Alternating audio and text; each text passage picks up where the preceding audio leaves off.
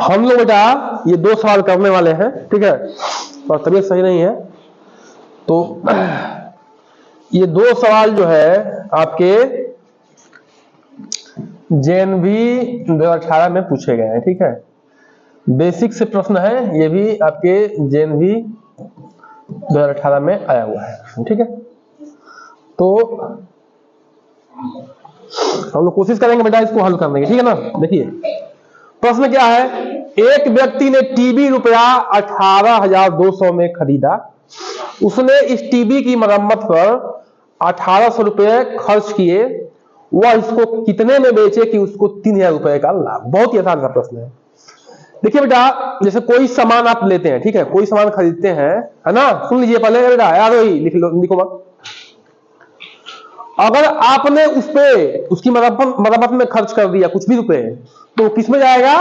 क्रय मूल्य में जाएगा। किस में जाएगा? क्रय मूल्य में। बात समझ नहीं समझ रहे?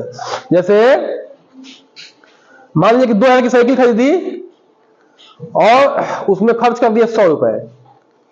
मान लीजिए कि उसको कुछ ठीक कराने में कुछ टूट फूट गया है, ठीक है, तो उसका क्रय मूल्य कितना हो जाएगा? 2,100 रुपए। इसे जोड़ देंगे, ठीक है। तो देखो बेटा, जो उसका क्रय मूल्य होगा, टीवी जो है 1,800 में खरीदा है, ठीक है ना, जो क्रय मूल्य होगा 18,200 में, ठीक है, 18,200 में जो ये मरम्मत में खर्च किया, यानी कि उसको बनवाने में खर्च किया है, ठीक है, कुछ बिगड़ गया होगा तो इसमें ये जोड़ देंगे, ठीक है।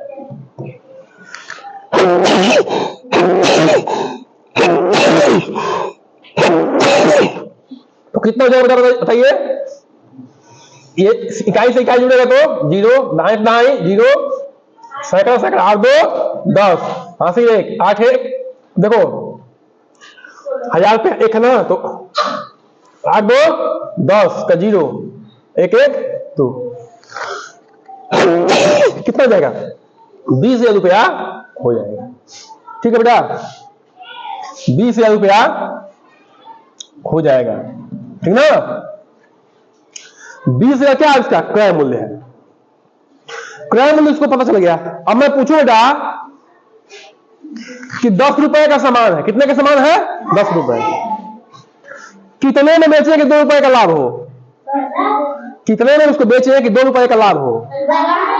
क्या करना है? क्रय मूल्य में लाभ को जोड़ देना है, वही विक्रय मूल्य जाएगा। विक्रय मूल्य में जिसको बेचना है 20 रुपए का कोई सामान है, कितने में बेचोगे कि 5 रुपए का लाभ हो? 25 में। तो 20 रुपए क्या है? क्रय मूल्य है ना। उसमें लाभ जोड़ देंगे तो क्या हो जाएगा? विक्रय मूल्य हो जाएगा। होगा कि नहीं होगा बताइए? उसको फील करना है, सोचना, याद करने की जरूरत नहीं है। वही कह रहा है कि वह इसको कितने में बेचे कि उसको 3,000 रुपए का लाभ हो, ठीक है। तो बेटा क्रय मूल्य निकल गया है, उसमें हम 3,000 जोड़ देंगे तो विक्रय मूल्य नहीं निकल जाएगा? बोलिए, आसान है कि नहीं आसान है बताइए? तो विक्रय मूल्य क्या हो जाएगा बेटा? देखिए विक्रय मूल्य बराबर हो जाएगा क्रय मूल्य प्लस ब्याज। ये आपका बेटा सूत्र भी होता है। क्या है? ये आपका सूत्र भी है, ठीक है, ये आपका सूत्र भी है। तो क्रय मूल्य कितना बेटा बताओ बेटा? ये 20,000 रुपए आया ना, उसमें कितना जोड़ना है? 3,000 रुपए। तो कितना हो जाएगा बताइए बेटा? 23,000 रुपया आ जाएगा। उत्तर कौन सा हो जाएगा? ठीक है ना। तो ये ध्यान रखना है। अब ये दूसरा प्रश्न है बेटा, ठीक है। इस प्रश्न को मैं 1000 बताया हूं। रुपया 3500 की राशि है, 6% वार्षिक ब्याज की दर से कितने वर्षों में साधारण ब्याज पर रुपया 4,130 हो जाएगी? ठीक है बेटा, ये आपका सवाल जो है ना, कि 3500 रुपए की राशि है, ठीक है, 6% वार्षिक ब्याज की दर से कितने वर्षों में साधारण ब्याज पर 4,130 रुपया हो जाएगी, ठीक है। यानी कि 35 रुपए आप बैंक में जमा कर रहे हो, 35 रुपए बैंक में जमा कर रहे हो, वो ब्याज कितने परसेंट की दर से दे रहा है? 6% वार्षिक। यानी कि 100 रुपया अगर जमा करते हो, 6% वार्षिक का मतलब समझो बेटा कि बैंक में अगर 100 रुपए जमा करते हो 6% में क्या 6 में 6/100, यही ना जी। यानी कि बैंक में 100 रुपए जमा करते हो 1 साल, वार्षिक है ना, वार्षिक में 1 साल, 1 साल 100 रुपए जमा करते हो तो तुम्हें 6 रुपए एक्स्ट्रा देगा वो, माने 106 रुपए देगा।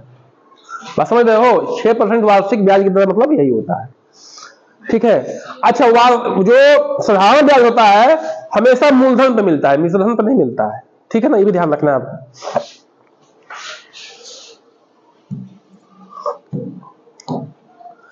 तो देखिए बेटा, इसका सूत्र तो आप याद किए हैं कई बार। ब्याज बराबर क्या होता है बताइए? ब्याज बराबर मूलधन गुणे दर गुणे समय बटे में 100। सूत्र आप लोग याद नहीं करेंगे बेटा तो जीवन में बहुत कष्ट होगा, याद करना पड़ेगा इसे, ठीक है ना, इसे याद करना पड़ेगा, ठीक है। तो याद कर लीजिए। तो यहां पे ब्याज क्या है बेटा बताइए? ये तो मिश्रधन है ना, कितना हो जाएगा? तो मिश्रधन में से अगर हम मूलधन को घटा देंगे तो ब्याज नहीं निकल जाएगा। ब्याज में क्या होगा? सूद, ठीक है। जो ब्याज मिलता है, जैसे कोई धन जमा करते हो बैंक में तो क्या करता है? आपको ब्याज देता है। आपको बैंक जब पैसा लोन पे देता है तो भी आपसे वो ब्याज लेता है, ठीक है। तभी तो सिस्टम चल रहा है। जितना अधिक समय के लिए लेंगे उतना अधिक ब्याज लगेगा, जितना कम समय के लिए लेंगे उतना कम ब्याज लगेगा, ठीक है ना। तो देखो बेटा, ब्याज बराबर क्या होगा? ब्याज बराबर मिश्रधन माइनस मूलधन। तो मिश्रधन कितना है बेटा बताओ बेटा? 4130 रुपया माइनस मूलधन कितना है? 3500 रुपया। घटाओ तो क्या होगा? 0 3 11 से 5 गया 6 3 गया 0, यानी कि 630 रुपया हुआ बेटा। क्या हुआ? 630 रुपया। ये क्या हुआ? ब्याज हुआ। क्या हुआ? ब्याज। तो देखो बेटा, ब्याज हमें मिल गया है, मूलधन पता है 3500 रुपया, ठीक ना, दर पता है 6%, समय निकालना है कितने वर्षों में, ध्यान रखना कितने वर्षों। तो जो यहां समय होता है बेटा वो वर्ष में होता है, ध्यान रखना, घंटा में समय नहीं होता है, ठीक है, वर्ष में समय होता है। इस सूत्र में क्यों? क्योंकि दर जो है हम वार्षिक रखते हैं, इसलिए समय भी वर्ष में आता है। उत्तर भी आपका वर्ष में दिया हुआ है, ठीक है ना। हाँ, समय को तो हम बताए थे कैसे कैसे नाप सकते हो, सेकंड में नाप सकते हो, मिनट में नाप सकते हो, घंटा में नाप सकते हो, सप्ताह में नाप सकते हो, महीने में नाप सकते हो, ठीक है, वर्ष में नाप सकते हो, शताब्दी में नाप सकते हो, बताएंगे ना, दशक में नाप सकते हो, ठीक है। बताए थे, समय का एक दिन चार्ट लिखवाए थे आप लोगों को, तो उसको याद करिए, ठीक है। तो यहां जो समय निकलेगा वो आपको आपका वर्षों में निकलेगा, ठीक है ना। कभी भी कोई सूत्र होता है तो उसमें जो यूनिट होती है वो एक ही यूनिट रहेगी, ठीक है। वर्ष में हुआ तो वर्ष में, घंटा में हुआ तो घंटा में, ठीक है। देखिए ब्याज क्या हो गया बेटा? 630 रुपया। मूलधन कितना है? 3500 रुपया। दर कितना है? 6%। समय कितना है? यही निकालना है बेटा, ठीक है। 100/100, ठीक है ना। देखो बेटा, ये दो जो कट जाएगा नहीं कट जाएगा? बोलो। अब समय बराबर क्या होगा? देखो ध्यान समझो, समय बराबर, देखो समय को मैं लिख दे रहा हूं यहां पे।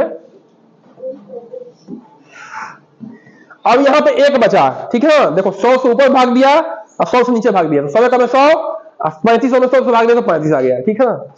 यहां एक बचा, तो एक को गुणा भी करोगे तो कोई अंतर नहीं पड़ेगा। अब देखो तो ध्यान समझो, 630 है ये, ठीक ना, ये अलग है, ध्यान रखिएगा, ये अलग है, ठीक है ना। चलिए उसको बैक करते हैं।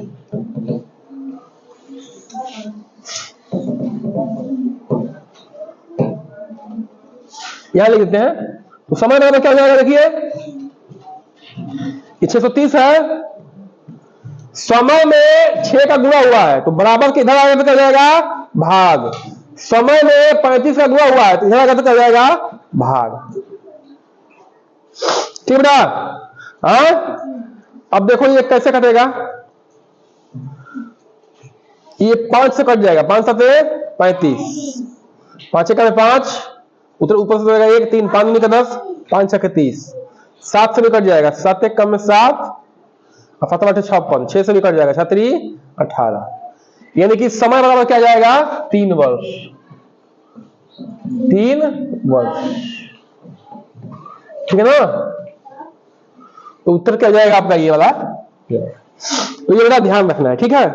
कि आपको कैसे हल करना है सवाल, इसको आप लोग, ये सूत्र महत्वपूर्ण है, सूत्र से अधिक महत्वपूर्ण है आपको समझ डेवलप करना है, क्या मिश्रण है, क्या मूलधन है, कहां घटाना है, कहां ब्याज की जरूरत है। अगर सूत्र पता है तो आपको आप लोग कर लेंगे, ठीक है। ये ब्याज कौन सा है, साधारण ब्याज है, ठीक है, चक्रवृद्धि ब्याज नहीं है, साधारण ब्याज है।